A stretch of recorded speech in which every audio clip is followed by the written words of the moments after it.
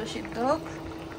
আর আমার অবস্থা এগুলো আমাকে এখন গোছাতে হবে। আমি রান্না করা মানেই এরকম হয়েছে। হে গাইস, গুড মর্নিং, কেমন আছো সবাই? আশা করি সবাই আছো খুব ভালো। আমি এই সকাল সকাল উঠে পড়েছি। অরিন্দমের আজকে তাড়াতাড়ি ডিউটি আছে, 1টার দিয়ে ডিউটি আছে, আর আমার আজকে 7টার দিয়ে ডিউটি। এই জন্য ভাবলাম আমি ওর জন্য ব্রেকফাস্টটা করে দিই।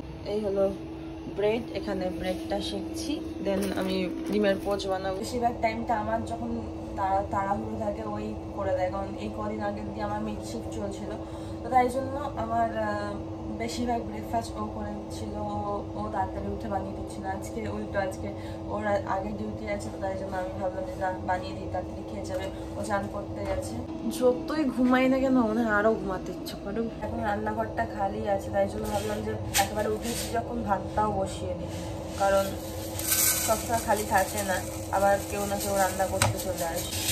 আর আমি যদি এখন খেয়ে দিয়ে আবার উপরে বিছানায় গিয়ে শুয়ে পড়ি, আমি ঘুমিয়ে পড়বো, আবার উঠবো না, কখন উঠবো তখন দেরি হয়ে যাবে। এই জন্য ভাবি ভাতটা বসিয়ে দিই, তখন নাহলে পনিরটা পরে তখন করে নেবো। কারণ হলো না, 5 মিনিট মতো বাকি রয়েছে, ওকে খেতে হবে, খেয়ে বেরোতে হবে। আরও এখনো রেডি হয়নি, তো ওরও আমার মতো অবস্থা। লাস্ট সময় এসে ওরও দেরিই হয়। লাস্ট সময় এসে ও তাড়াতাড়ি করে, লেট হয়ে যায়, আমারও লেট হয়। তাই জন্য আমি এখন ওকে খাইয়ে দিচ্ছি। বাবা বিনিটা পড়তে পারবো না। আরে মোটা কো মোটা ভাই, আমি যদি মোটা হই আর আমি, তাহলে বাকিদের কি হবে? বাকিরা আলট্রা মোটা প্রো ম্যাক্স।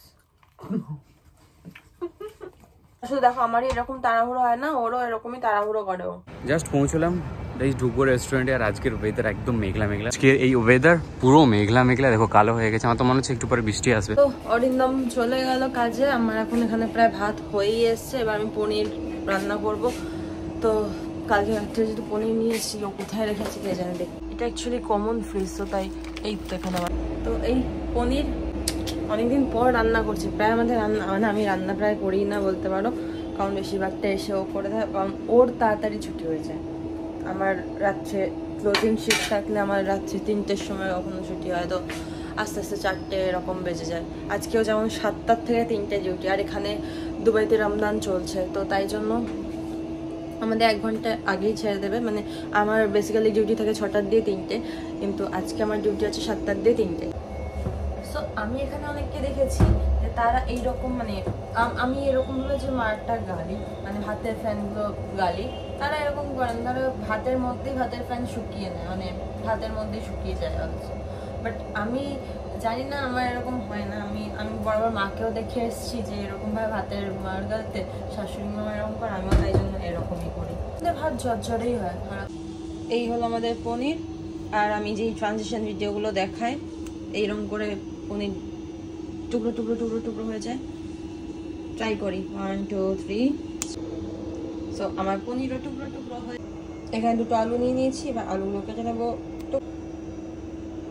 ডাল আর পেস্ট করবার জন্য আমি আগে ঘষে ঘষে করতাম, তো আমার বর আমার কষ্ট দেখতে না পেয়ে আমার জন্য একটা মিক্সি নিয়ে এসেছিল, তো ওই মিক্সিতে এখন মিক্সিতে পেস্ট করবো। মিক্সিটা তাড়াতাড়ি নিয়ে আসি। আমি কালকে বললাম আমি পনিরের ডালনা বানাবো। ডালনা, ডাল দিয়ে পনির কে খায়? আরে ও জানেই না পনিরের ডালনা। আর আমি যেহেতু, মানে আমার মা, আমি দেখেছি মাকে বানাতে। আমাদের ওখানে কি ইন্ডিয়াতে পোস্ত পাওয়া যায়, কাজু বাটা, পোস্ত বাটা, এসব দিয়ে ডালনা ঢালনা করলে এত সুন্দর লাগে। বাট এখানে তো দুবাইতে পোস্ত পাওয়া যায় না। সো উইদাউট পোস্ত, অনলি কাজু বাটা, আদা বাটা, টমেটো বাটা আর জিরে, লঙ্কা, এসব দিয়ে করব। এখন এখানে আমার পনির রেডি। এতে পনিরগুলোকে ভাজতে দেবো, আলুগুলোকে ভাজবো। কি তেল দিয়ে করবো বুঝতে পারছি না, সাদা তেল না সর্ষের তেল, কনফিউজ আমি। আর ঘিও রয়েছে, একটু ঘি দিয়ে সর্ষের তেল দিয়ে করে দেবো ভাবছি, নাকি সাদা তেল দিয়ে করবো, কনফিউজ আমি। যাই হোক, কোনো ব্যাপার না, করে দেবো আমি। সব বাতা মুঝে। তেল আর একটু ঘি দেবো, একটু হলুদ ছড়িয়ে, একটা বুদ্ধি আছে, কড়াইতে হলুদ দিলে তেলটা হলুদ হয়ে যাবে, পনিরগুলো এমনি হলুদ হয়ে যাবে। এত বুদ্ধি আমার। মনে হচ্ছে আমি রান্নার চ্যানেল খুলেছি, রান্না ছাড়ছি। যাই হোক, কোনো ব্যাপার না। এখানে এই পনিরগুলো ভাজা চলছে, পনির ভাজা চলছে এখন, আর আলুগুলো ভাজবো। ততক্ষণে আমি তাড়াতাড়ি টমেটো, আদা এগুলো বেটে নিই, মানে মিক্সিতে বেটে নিই। সো এখানে টমেটো আদা সব নেওয়া আছে, পেস্ট বানাবো। মশলা কষা চলছে আর এইখানে এই ভাজাগুলো রেডি। আর উনিও কাজে চলে গেছে, কাজে গিয়ে কি করছে কে জানে, কাজই করছে। এখানে পনিরের ডালনা ফুটছে, আলুগুলো সিদ্ধ হোক। আর আমার অবস্থা, এগুলো আমাকে এখন গোছাতে হবে। আমি রান্না করা মানেই এরকম হয়ে যাবে। কাজ করে ফেলেছি আজকে। আমি এখন আমার 7টা দিয়ে ডিউটি যেতে, আমাকে 6টার সময় বেরোতে হবে। তো 5টার সময় উঠতে হবে ঘুম থেকে। আমি এখন ঘুমাবো, ঘুমিয়ে তারপর উঠে স্নান টান করে রেডি হয়ে খাবো, খেতে যাবো। এখন আমার খেতে পাচ্ছে না, তো চলো। তো এখন মোটামুটি ডিউটি থেকে এসে বসে গেছি খেতে। আমার বউ যে আজকে পনির রান্না করেছিল তোমরা অলরেডি দেখে নিয়েছো।